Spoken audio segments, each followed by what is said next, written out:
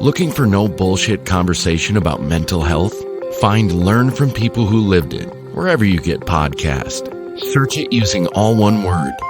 Learn from People Who Lived It. Welcome to another episode of Learn from People Who Lived It. I'm really excited about this next conversation because of the way that it went down, quite frankly. I was sitting in a coffee shop having coffee with a friend of mine, and all of a sudden this woman walks by, and it was clear that we had some, I'm going to call it some energy synergy, if you don't mind. And it was really clear in that moment. I was like, okay, something's happening here. We exchanged information.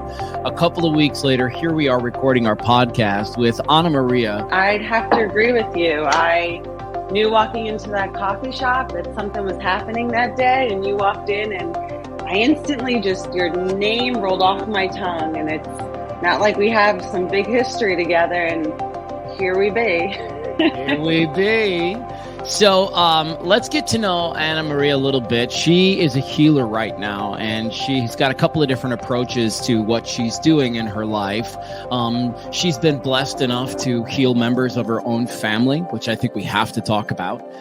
You have also, similar to me, marched down a road of what maybe we could call traditional behavioral health in terms of trying to receive some assistance and some tools, and you just didn't find all the luck with that. I'm sure, like me, you found some things, but you didn't find all the things. Is that correct?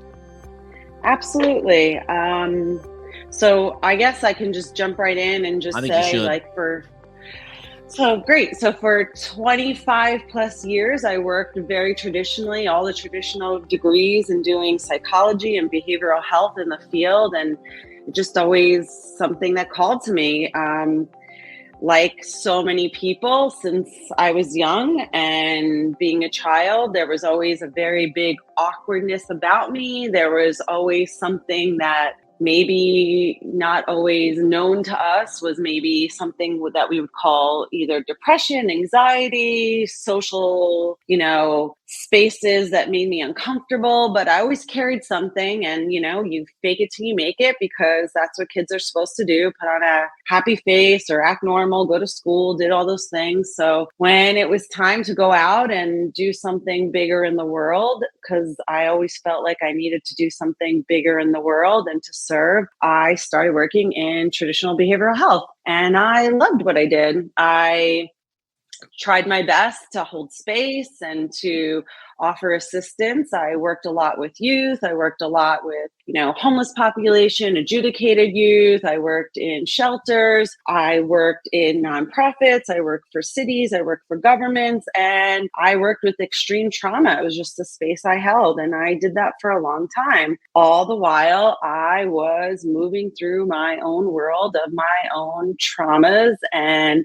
dark spaces that came and went, as so many of us do, right? Out there in the world, we have one mask that we wear, and then a lot of times underneath it all, the authentic mask becomes such a blur at some point.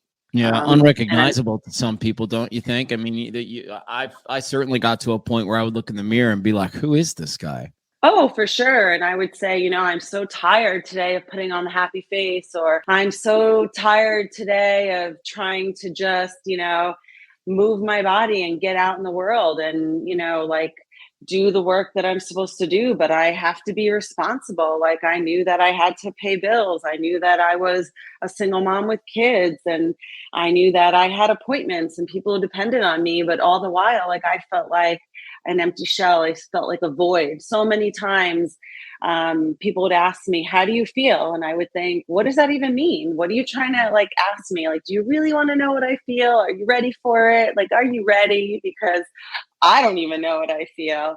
So I became the person that everybody thought was this, oh, Anna, she's just this big, bubbly, happy person. She's so great. And here I was maybe similar, for sure, similar to you, Matthew, speaking to big crowds and holding big, seminars and inspiring youth. And all the while I felt like, who am I?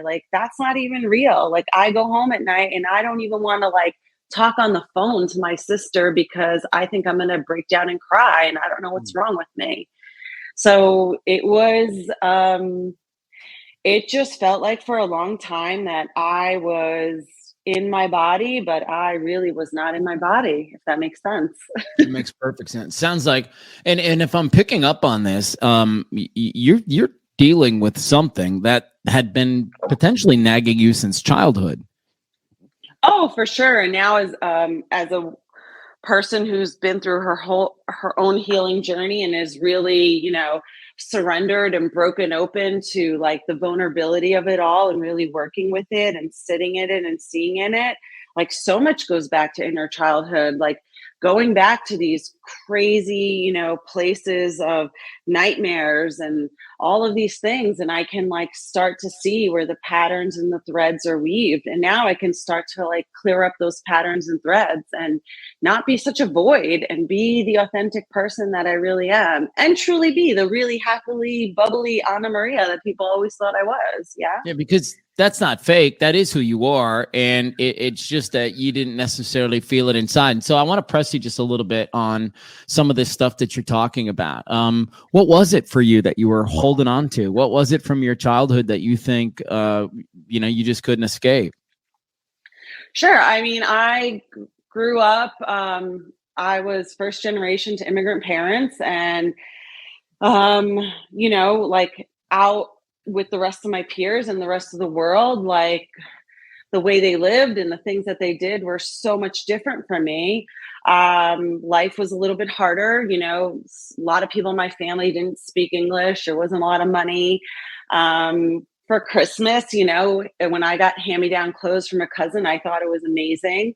I also grew up a twin, and my whole life I was told that I'm the pretty and stupid twin, and my sister is the smart twin, and everybody just said, like, just get married and let somebody take care of you. So there was all these boxes as a young kid that I was put into, And it's interesting to me. Can I ask you really quick? I don't mean to interrupt, but sure. Who's giving you these messages? Oh, I mean, it was just, I had a different learning. I had, what we call now a different learning disability. I just learned differently than my sister. And, so I was deemed stupid from teachers in school in the very beginning, like, and then, so, my parents were immigrants. My dad was a goat herder. He went to third grade. He couldn't help me with education. He didn't speak English.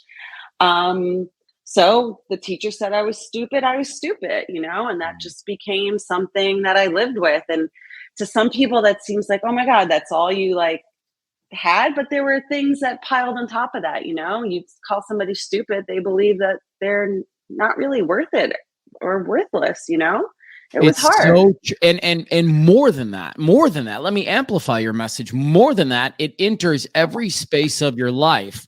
And so anything you attempt to do, anything, there is this nag of, I don't know enough. I'm dumb. I'm not qualified to be here.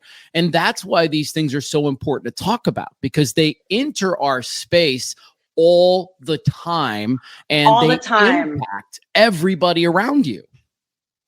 I still feel like at times I'm not enough. Like, who do I think I am doing anything? Like, I'm not smart enough. And, it makes you feel like you're just not enough, and then on top of that, like, it was a very traditional family. Like, girls don't really like work, you don't have to go to college. Like, you just get married and have babies. And it's like, I grew up in a different generation where women were doing things, but here I'm this stupid girl and told just get married and have babies. It was like, it was hard to be in an Americanized world, so to speak, if that makes sense to some of your viewers, and I'm sure it does. So, yeah. So did you, am I correct to assume did you follow the patterns that people had put out for you? Did you end up finding somebody, getting married, settling down, trying that out? Yeah, it's funny. I actually ended up, yes, my sister went to Cornell and all that great stuff, but I actually did end up getting a scholarship to a good college, and I got a degree, and, I swam in college, and I did some amazing things and got married, had kids, and, I got divorced, but, I did all these things too, right? I lived in Italy. I traveled around the world. So like, I did things. I didn't let that stop me, but it shook my confidence. It shook things, that I felt about myself. I think I ended up in an abusive marriage because I didn't think I was good enough. Do you know what I mean? So it really did weave into my life a lot. I ended up with single mom with 2 little babies who also went through trauma. At, 9 years old, my son tried to commit suicide, and here I'm a single mom just healing from cancer, a traumatic divorce, and my 9-year-old son wants to commit suicide. I mean, that broke me. I just remember falling to the ground and thinking, if this is it, God, like, that's it. Like, I don't know what else I could take. And in that moment, I kid you not, Matthew, like, it was the opening. It was the breaking me open time. It was like, okay, you tried everything else. Now just surrender to this and see what it's going to be. And that's really what happened to me. And slowly I transitioned a lot away from regular behavioral health work and took on all these modalities that I was attempting myself, for healing myself, healing my kids, healing through my family, through, the lineage of my ancestors and what I brought with me. And I was given it anything else. I stepped kind of away from tradition, and here I am. And now the work I do in the world is definitely completely that. I mean, yes, it's infused with some of the traditions because it's what I've learned and what I did for 20 years, but definitely not the space I hold anymore with clients or for myself. Can we have a conversation surrounding you getting cancer and all of the things that led up to that? Do you mind? Sure. Go ahead. Because one of the things that I'm really passionate about on it is the mind-body connection to pain and disease. And for those of you who do not know, our bodies, they have a reaction every time we experience stress. This oxidative stress, kind of floats throughout the body. And unless you can do something about it and find some healthy release or whatever, I'm putting this very, very, very like top level stuff. But basically the body hangs on to garbage, and unless you find a way to release it. And so I wanted to ask you, okay, you had this childhood. You got people in your ear about things. You grow up not having much money, which probably gives you probably a poor relationship with money, even when you get older. You're in this relationship. It sounds like it wasn't great. You used the word abuse. You mentioned your 9-year-old who was in such a state that he wanted to take his own life. And so I would imagine you were under a great deal of stress. Do you believe that contributed to you getting cancer? I knew it. Like, yeah, I did. I mean, even though I was in a very abusive relationship, I mean, I finally left because, I got my lip stitched back together, in the emergency room. And my brother is so traditional. So, it was like, you don't get a divorce. It doesn't matter. Like, they disowned me if I was going to leave. Like, there was so much fear. But I knew I was in such a dark place with 2 kids. I had a 3 and a 4-year-old. And here I'm in such a dark place. And I'm not like family looking down on me. I have no support. But I took 2 babies and I left, And I really struggled as a single mom. I really struggled. I was working nonprofit. I had no health insurance. Sometimes our water was getting cut off. I was cleaning houses on the weekend, and I was fighting for custody of my kids because I knew that it wasn't safe.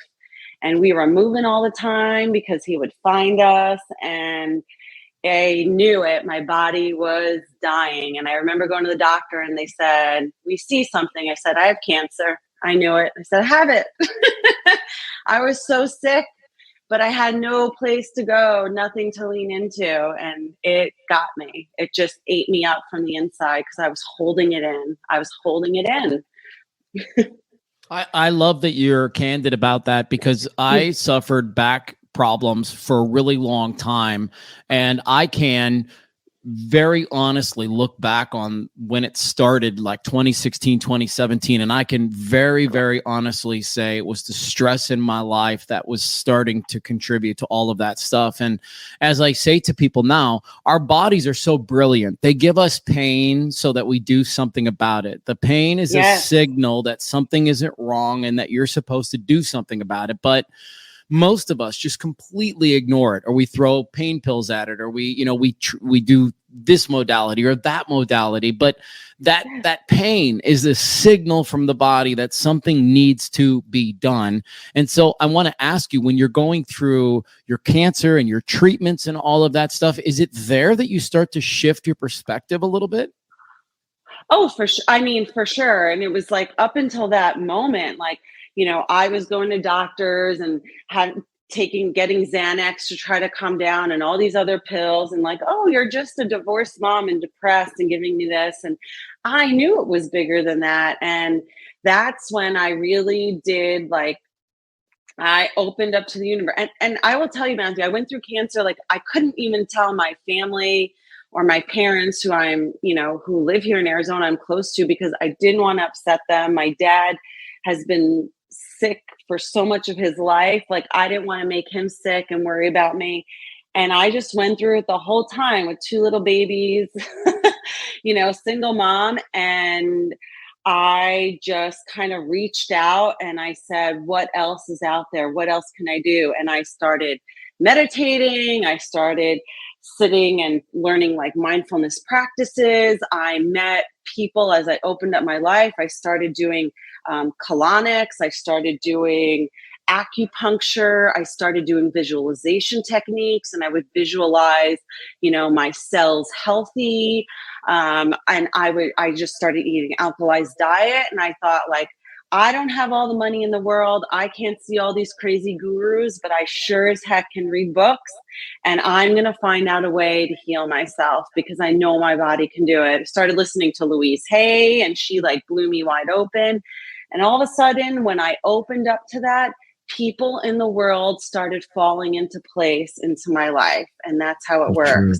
That's the truth. And I love that you say that. It was amazing. I started meeting the craziest people come into my life. I got gifted yoga teacher training. Like, who in a million years would give me a gift to go to yoga teacher training?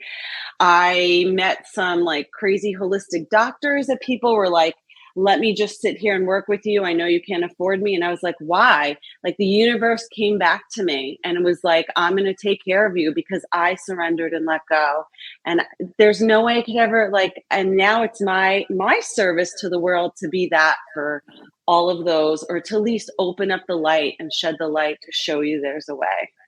So let's talk about a couple of the tools that you mentioned right there that were pivotal for you, because when I'm talking to anybody from kind of teenagers on up, one of the things that I am clear about is that if you're going to make a change in your life, you probably, and I use the word probably, but I think I mean you have to work with your mind. You have to start to get control of your head in certain ways. And so you mentioned, like you would visualize and you started meditation. And would you speak to what you know about that and how critical it is to start working with your mind if you're going to start to make a big shift in your life?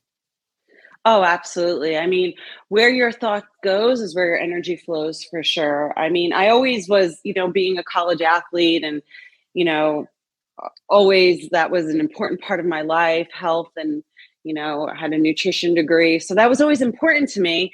And I did yoga and all these things, but calming the mind down was the really big part for me. That was really hard for me. But when I started meeting people and they were teaching me things about doing, meditation or visualization, and just saw like how it relaxed my body as opposed to taking some sort of drug that one of the psychiatrists gave me, I was like, wow, there really is something here. You know what I mean? There really is something here. And so I really went in and I explored it. And, I would just kind of start listening at night to some of those, meditations that you listen to 15 minutes. And it was just amazing, like how I really started to relax my body just by that. So then here I am in yoga teacher training and we're learning all these things. And so I said, okay, like this is really resonating with me. I'm going to go in with it. And so I started reading these books about how you can visualize, and people cured cancer. And, I knew that I didn't want to do all those things, radiation and everything. So I would probably 2 or 3 times a day for an hour, I would go into a deep visualization and I would imagine my cells with little superhuman capes on them, healing themselves. I would imagine white light covering my body. And I will tell you, the doctors did not understand how or why, but they said, "What I don't understand, but it's gone. It's gone." And I knew why. Like, I believed that cancer no longer needed to live in my body. It was how I trained my new thoughts to be. Amazing. And I just knew. Yeah, I knew it. And I knew it. And I took that, Matthew, and I will tell you, my father has had 26 operations and surgeries to date. He is in his 80s and he still gardens on a half an acre of land in North Scottsdale. He's an amazing man. And I taught him the same things. And I know it works. I know it. I know people think it's crazy to think, but you can laugh at cancer and tell cancer it doesn't belong to you. You can laugh at things like anxiety and tell yourself that anxiety does not belong to you. You don't have to it's just like having boundaries in the world for anything. Like, you wouldn't hang out with a person that is rude and mean, so you don't have to hang out with something that makes you sick either. It doesn't have to be part of you. Yeah, that's such a great thing for people to hear. And I know that, there'll be some people who just don't really understand that concept, and they think, oh, come on, you have to have chemo, you have to have radiation, you have to do those things. But there are these stories out there that people have healed themselves with pure visualization and doing the kinds of things that you're talking about. I'm sure you've seen that documentary that's on Netflix. I don't know if it's Healed or it's like one of those. Yeah. Is it where they literally talk about that? And there's a guy who they interview, and he almost said everything you just said, which is super incredible. After you beat cancer, my guess is you find a new lease on life. Oh, absolutely. And I mean, I know there were other things that came into play, treating your body well, like being good to your body, eating good foods. Like I said, like acupuncture helped a lot, like, finding different modalities, but, it changed my life completely. And then I went on and I said, okay, like I did this. And then, here my son is dealing with this. And, I taught my son how to sit in meditation every morning before school. I taught him how to find his breath to go to his heart center, and it's like, they were, he was in the trauma center, Phoenix Children's, and going to the Melmed Center and all these places. And they wanted to prescribe him all these prescriptions. And, it's like, I just started to teach him things, and I wasn't formally trained, but I went in to seek the information and the knowledge. And then I thought, wait a second, here I am working in the industry in behavioral health. And, just like me, I couldn't afford all these great things, but I was gifted with beautiful people in the universe to come in and teach me and help me. How can I not be that?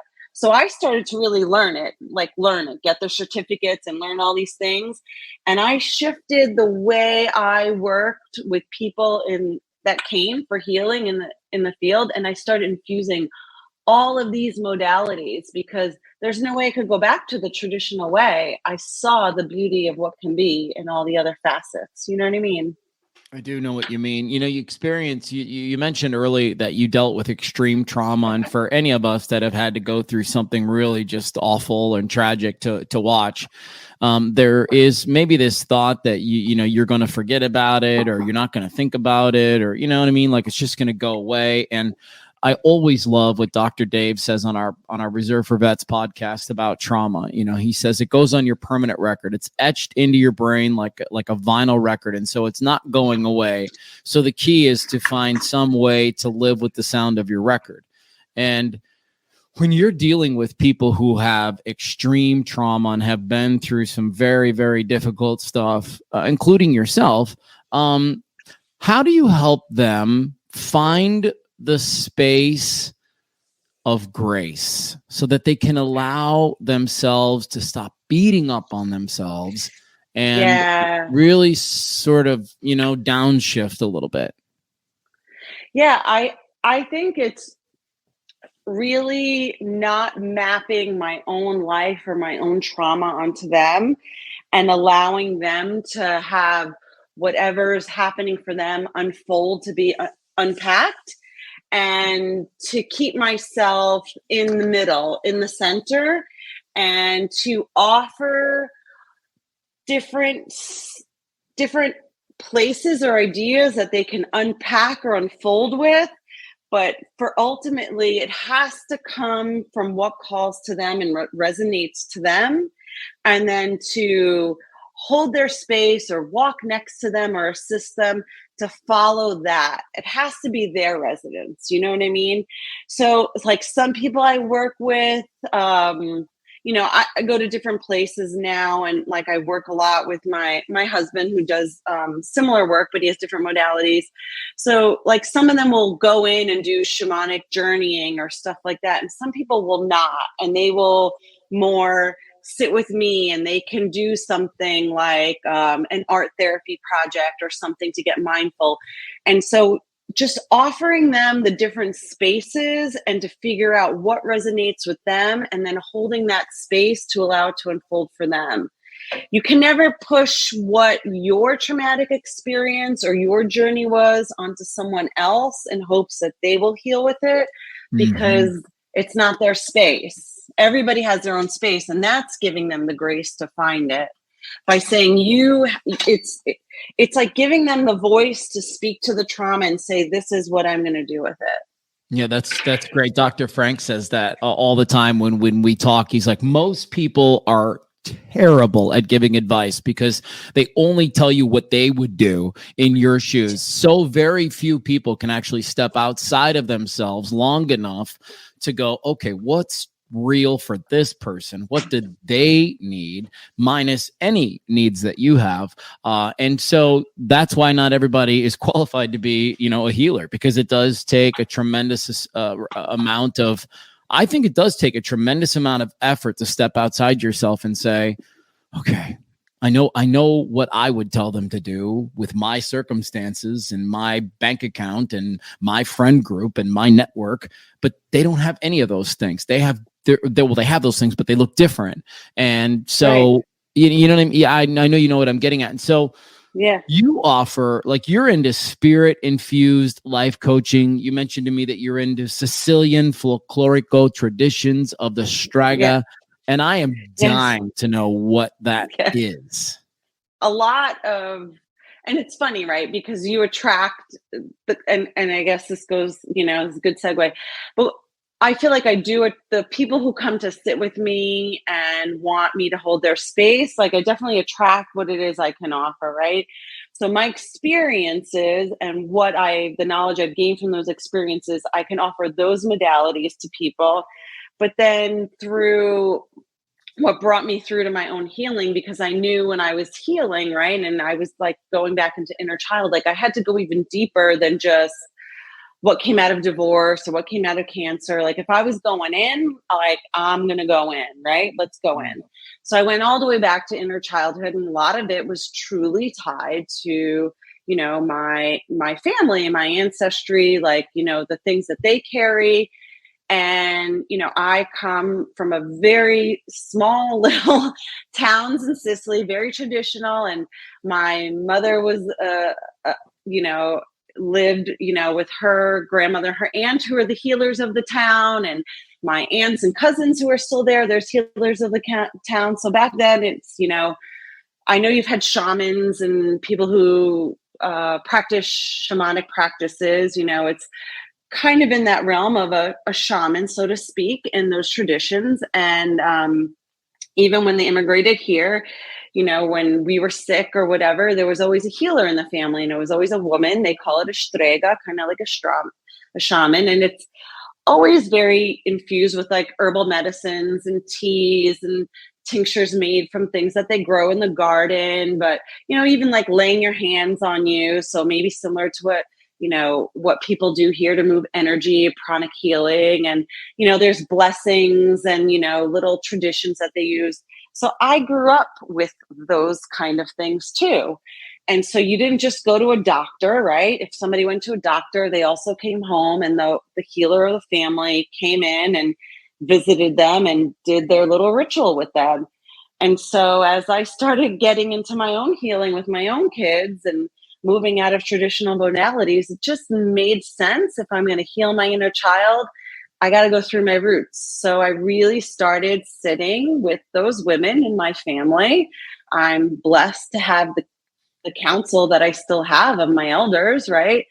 And it's who I be. It's like in my blood, it's in my roots. And it just became so natural to me, to work with herbs and work with some of these, blessings, so to speak, or how you use water or salt. It's like, some basic different modalities that sound maybe similar to other, Native Americans or, Celtic traditions. And so I started using that too in my practice. And it's amazing, actually. I it believe feels so authentic to me. So authentic. You keep talking about your lineage. And so to anybody that's new to our podcast, I want to take a second to explain that.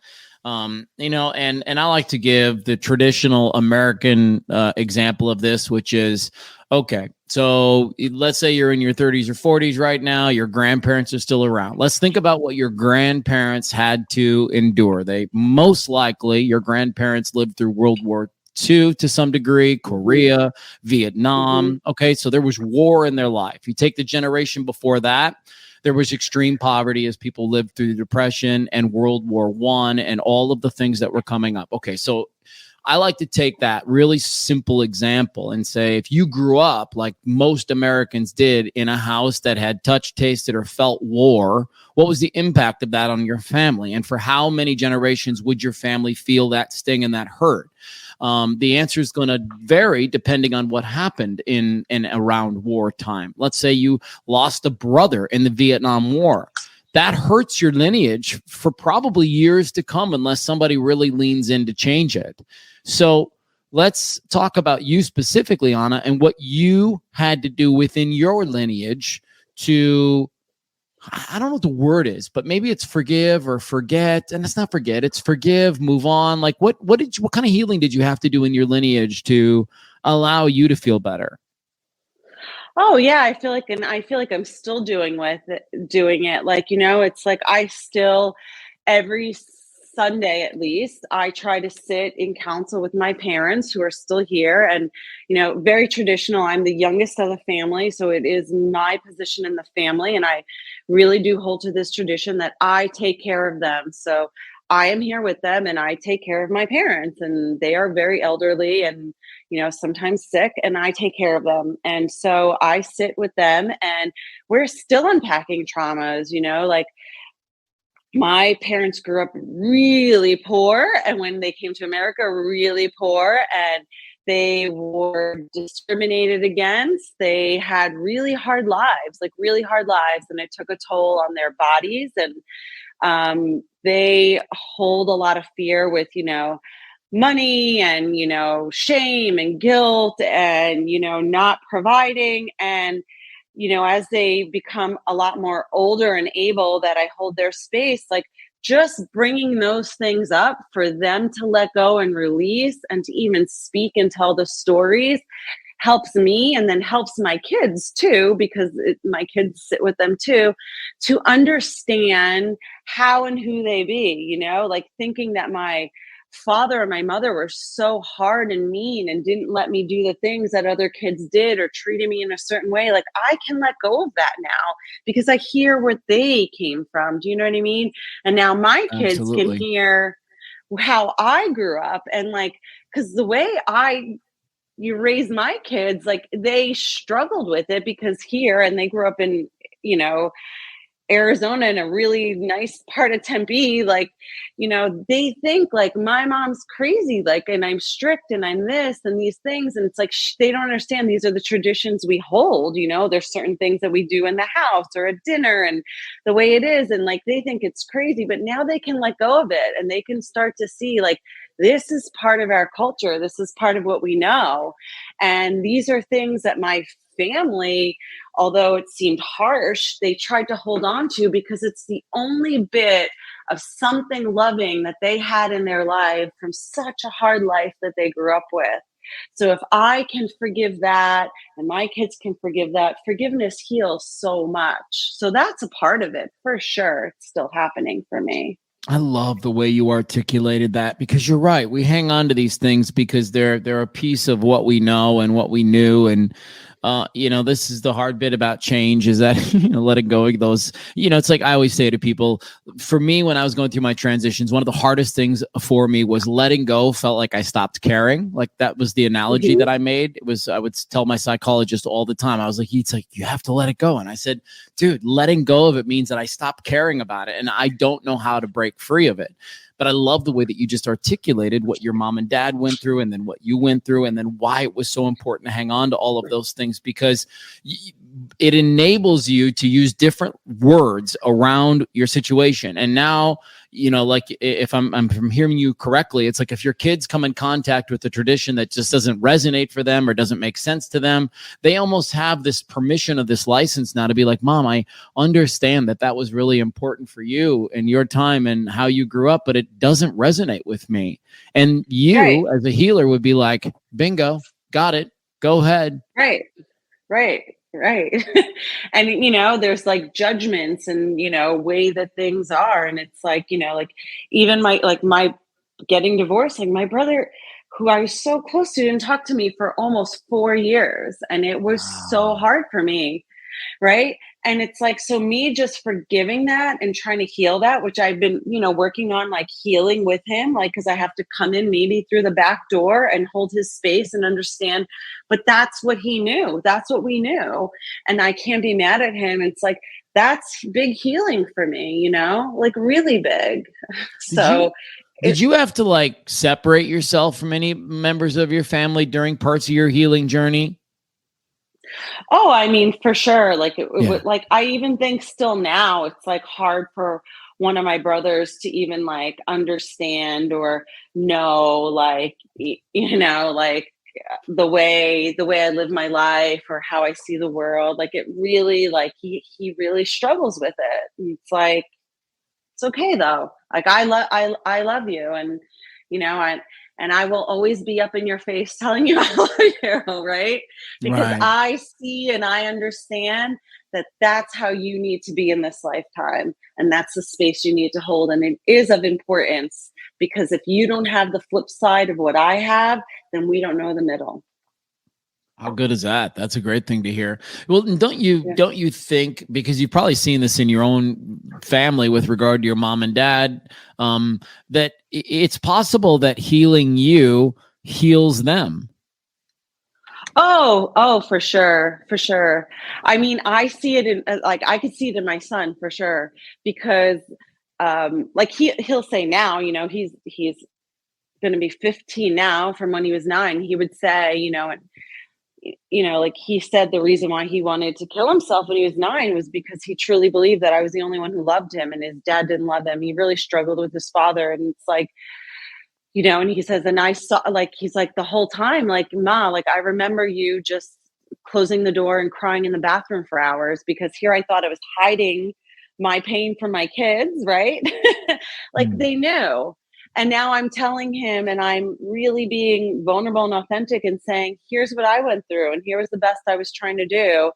And I could see how much lighter and more open and vulnerable he's being, because vulnerability is super healing. We all know that. And being able to talk your story. And because if you could talk it or put it out there and let it go, then you could let it go. You know, it helps for some people. Like you got to get it out.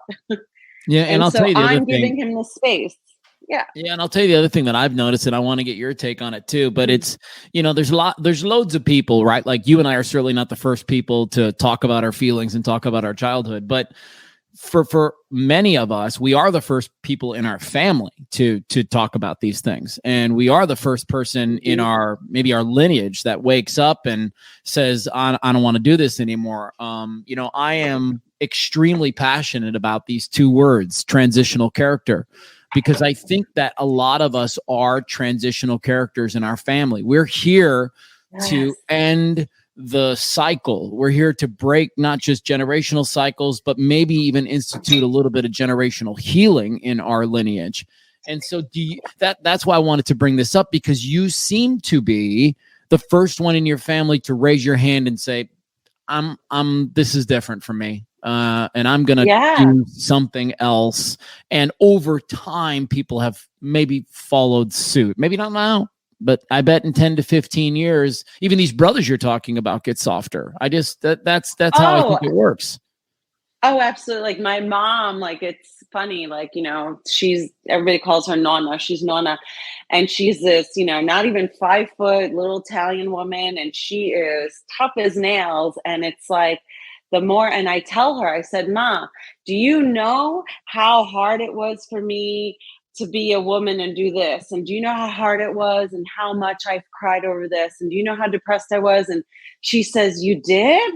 I didn't know. And then she starts to tell me, like, I get sad too. And I said, when, Ma? How come you don't let us love on you? And it's like, and now I go over there, I put my hand on her hand, and she starts to tell me and talk, and she gets really soft. Like nobody sat and wanted to listen to her, because she was supposed to be really strong, spitfire little Nonna. You want something to eat, you need something clean, right? You don't feel good, I can help you. But nobody ever asked Nonna how she felt. You know what I mean?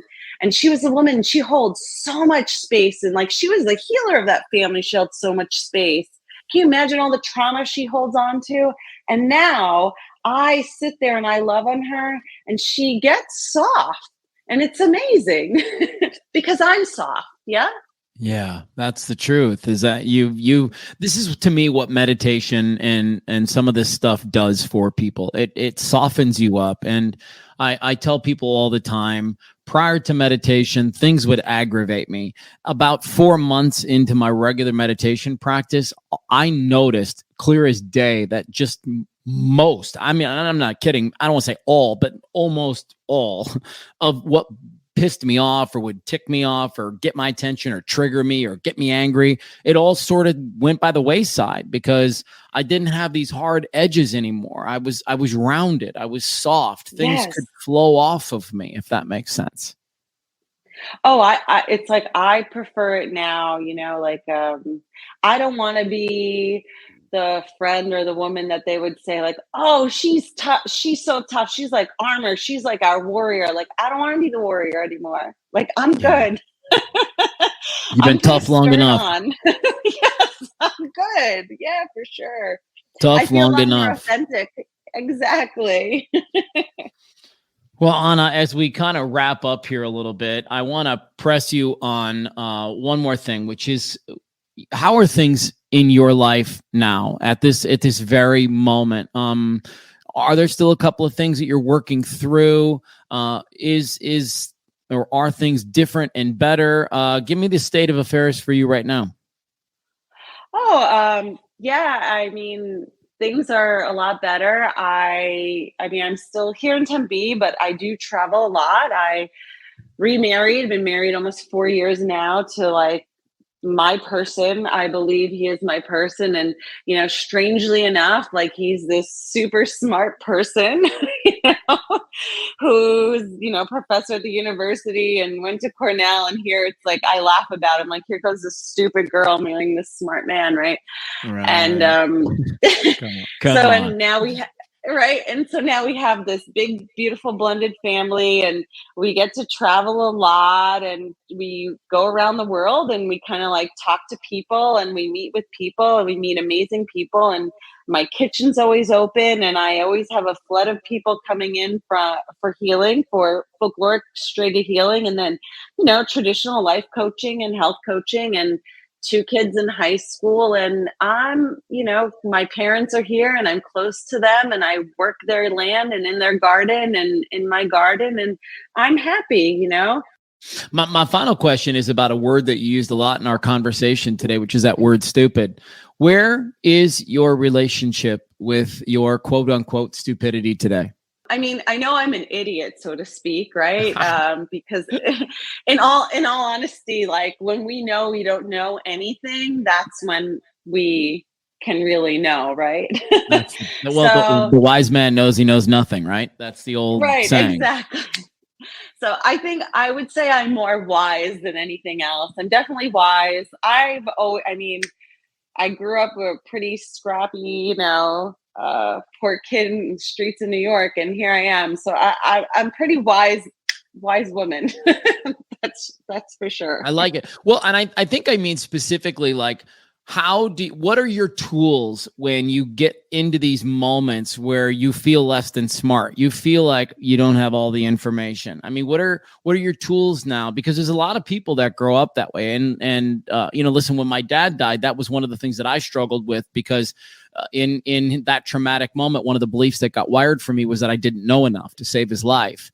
And so I too struggle a little bit with like, well, I don't know enough in this space. And so I'm curious about what your tools are to overcome those moments. Yeah. Well, I mean, funny enough, it's some silly things, like every time my kitchen's kind of my ritual space every evening. Every time I step into my kitchen and I kind of look and see what's coming from the garden, what do I have on my counter in my fridge, and I make a gourmet masterpiece. I think, wow, I'm a pretty capable lady, and it really brings me a lot of joy. It is my most confident boosting space, and I think that's why it is my ritual space, so to speak, for sure, above everything else, right? Like I might have an altar somewhere in my house or my yard, which I do, but my kitchen is it's my church, it's my altar. And I always get reminded of how capable I am in this space. And so, yeah. I'd like to point out that she uses creation. She's creative, and I think that's maybe your tool. It's like you create these incredible meals, and it's just all this good food from the earth, and that in itself is grounding. And there's so many meditative things about being in the kitchen, everything from washing dishes to cooking or putting something away. So I can see where that brings you a lot of joy. I can see why that brings you a lot of joy.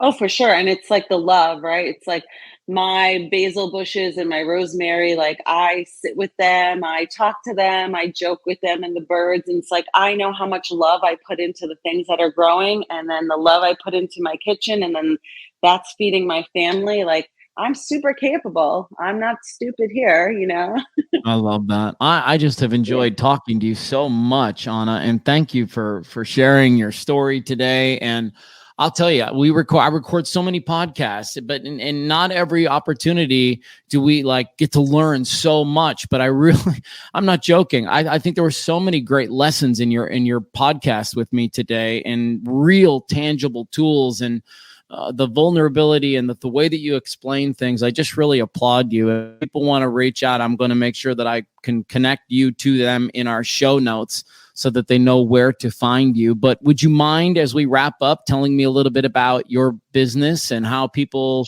might get in touch with you? And then maybe most specifically, who should get in touch with you? Sure. Thank you. And I'm going to say thank we, because it is definitely a collective here, and I feel super honored. And every time, I feel like maybe I'm teaching something, I'm also learning something too. So I am very grateful and appreciative of this time in your space. So thank we. So I would say anybody who's really looking to maybe either blend tradition and non-traditional healing practices, because I do have a pulse on both of those, could get in touch with me. Anyone who's really looking even to step out into truly non-traditional healing, I do have so many different modalities that I've studied now, which is so wonderful to be able to offer that to the world. And then I would say a lot of people who maybe are looking into their own like folkloric lineages and how they can really tap into that and get into their intuition there. You know, it's been a journey for me, and I'd be happy to hold their space there. So I love it. Anna, thank you so much for being on Learn from People Who Lived It. Thank you so much. Thank you, Matthew. I really appreciate it. It's a beautiful thing that you're doing in the world, and I'm really, really grateful. We have 3 goals with Learn from People Who Lived It. 1, to help you feel less alone. 2, encourage you to seek out a coach, a therapist, a church, anyone who can help you get through your journey and find some healing. 3, when you're ready, share your story with us. Find Learn from People Who Lived It wherever you get podcasts. Search it using all one word. Learn from People Who Lived It. Well, hi there, it's Matthew Blades, and thank you again for spending your time with Learn from People Who Lived It. If you, as you listen to this series, ever have that thought like, you know, I want to share my story. I feel like I'm removed enough from the situation where I can speak on this in a way that might help other people heal. We would love to hear from you. Simply send an email to info@learnfrompeoplewholivedit.com or visit learnfrompeoplewholivedit.com.